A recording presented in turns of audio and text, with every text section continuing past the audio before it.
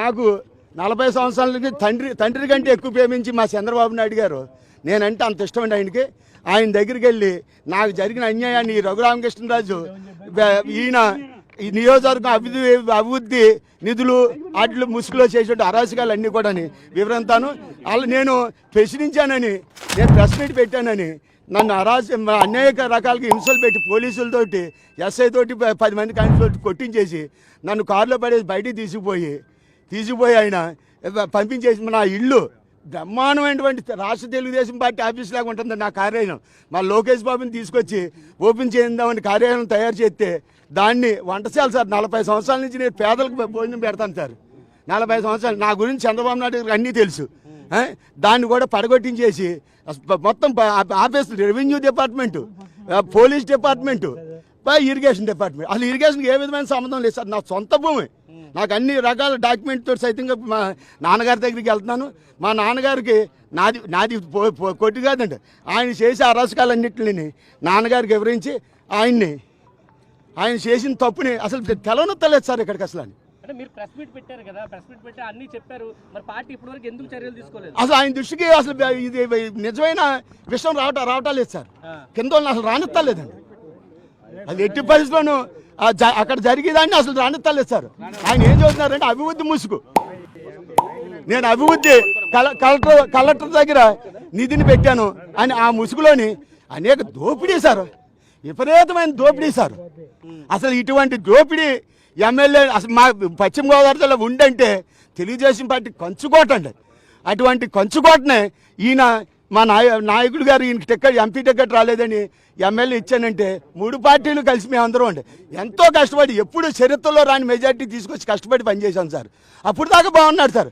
తర్వాత అసలు తెలుగుదేశం పార్టీ నాయకులను కానీ, అభిమానులను కానీ, కార్యకర్తలను కానీ ఎవరినే అసలు పురుగుల్లాగా చూస్తూ, చాలా హీనంగా చూస్తూ వైఎస్ఆర్లతో ఈ రోజుకి కూడా ఆయన 19 నెలలు అయింది సార్.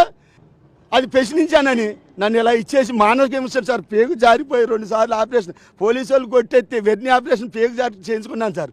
పోలీసు వాళ్ళు కొట్టేస్తే మళ్ళీ మెసేజ్ జారిపోయింది సార్. మళ్ళీ ఆపరేషన్ చేసుకుని వస్తే నా ఇల్లు కొట్టేసారు. ఇల్లు కొట్టేసి నేను వస్తున్నానని తెలిసిండే ఇంటికి వెళ్ళి కలవట్టు కూడా మొత్తం లాగించేసి అన్ని ఎవిడెన్స్ తోటి వచ్చాను. మా తండ్రి గారు చెబుతాను, మా తండ్రి గారు 100కి 100% కూడా నాయన నాకు న్యాయం చేస్తాడని ఉండి నియోజకవర్గం నాకు మా తండ్రి గారు నోటే కోరుతాను. ఉండి నియోజకవర్గం తెలుగుదేశం పార్టీని, తెలుగుదేశం కార్యకర్తలని, అభిమానుల్ని, ప్రజల్ని, పేదోళ్ళ ఇళ్ళని, మసీదుల్ని, చర్చిల్ని అన్నిట్లో కూడా ఫుల్ స్టాప్ పడాలి సార్. ఎట్టి పరిస్థితులు అసలు ఇతనికి ఈ కొట్టే అధికారం ఒక ఎమ్మెల్యేకి ఎవడిచ్చాడు సార్? అసలు ఎప్పుడు లేదు సార్. 83 నుంచి ఎంతో ఉందాక ఉండి నియోజకవర్గాన్ని మాకు అబ్బాయిరాజు స్వర్గీయ కలిదిన రామచంద్రరాజు గారు అండి ఎంతో ఉందా కానీ ఉండి నియోజకవర్గాన్ని ఒక నాయకుడిగా కాదు సార్, సేవకుడిగా పనిచేశాడు సార్. ఆయన తర్వాత శివ కూడా బాగా పనిచేశారు సార్.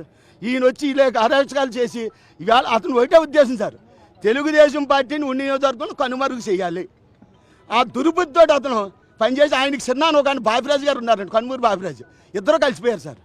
కలిసిపోయి వీళ్ళిద్దరూ కలిసి ఉండి నియోజకవర్గం తెలుగుదేశం పార్టీని ఆయన్ని ఇంకా నామరూపాలు రాకూడదు తెలుగుదేశం అని బీసీలను అండి, ఎస్సీలని, ఒకరి కాస్ట్ని కాదండి, మొత్తం అన్ని ఓసీలు అంత రాజులను కూడా అండి విపరీతమైన ఇచ్చేస్తున్నారు సార్. ఇంటికే ఎకరానికి ఇంతని దీపారం పట్టాలు డబ్బు వసూలు చేసేస్తున్నారు సార్. చాలా దారుణం అంటే ఇదంతా కూడా మా తండ్రి గారికి వివరించి, మా తండ్రి గారికి నన్ను చంపేస్తాన్ని ఆదేశాలు జారీ చేశారు సార్. డైరెక్ట్గా మా మేనమామని కొడుకుల్ని అందరినీ కాగేసి ఇంకా ఆయన ఉంచను, నన్ను ఎదిరించాడు. ఆయన మటుకు నేను ఉంచను, ఎట్టి పరిస్థితుల్లో అతను ఉంచను, నేను చంపేస్తున్నాను ఆదేశాలు జారీ చేశారు సార్. పోలీసు నా జీవితంలో నా 40 సంవత్సరాల చరిత్రలో ఎప్పుడు కూడా పోలీస్ కానిస్టేబుల్ కూడా ఇలా గెంటుతూ ఎరగను సార్. నేను పోలీసు వాళ్ళతోటి, ఎస్ఐ తోటి, వీళ్ళతోటి కొట్టేసి వీడియో అతను ఫోన్లోని లైవ్ చూపించారు సార్. అతనికి నన్ను కొడతా ఉంటాండి సార్. నా ఇల్లు పార్టీ ఆఫీస్ని భోజనశాలను కొడతా ఉంటే అతనికి లైవ్ చూపించమన్నారండి. ఎంఆర్ఓ అండి, ఈయన పోలీసులు 4 సీఏలు, 50 మంది పోలీసులు అండి. మళ్ళా నుండి ఇరిగేషన్ అధికారులు. అసలు ఇరిగేషన్కి ఏ విధమైన సంబంధం లేదండి. అది వాళ్ళు చేసేది వంక పంట పోదండి, రైతులు పోదు సార్. అది దాన్ని పడగొట్టేశారు. ఎడాపెడ మొత్తం కొబ్బరి చెట్లు సారు. రైతులు ఎన్నాళ్ళు 50 సంవత్సరాల నుంచి బ్రహ్మాండమైన బండేసి గెలకాయలు కోసి అన్నింటిని కూడా కొబ్బరి చెట్లు నుండి అన్నిటిని పడగొట్టేసి ఎరువరు గ్రామాన్ని శ్మశానం చేయించాడు సార్.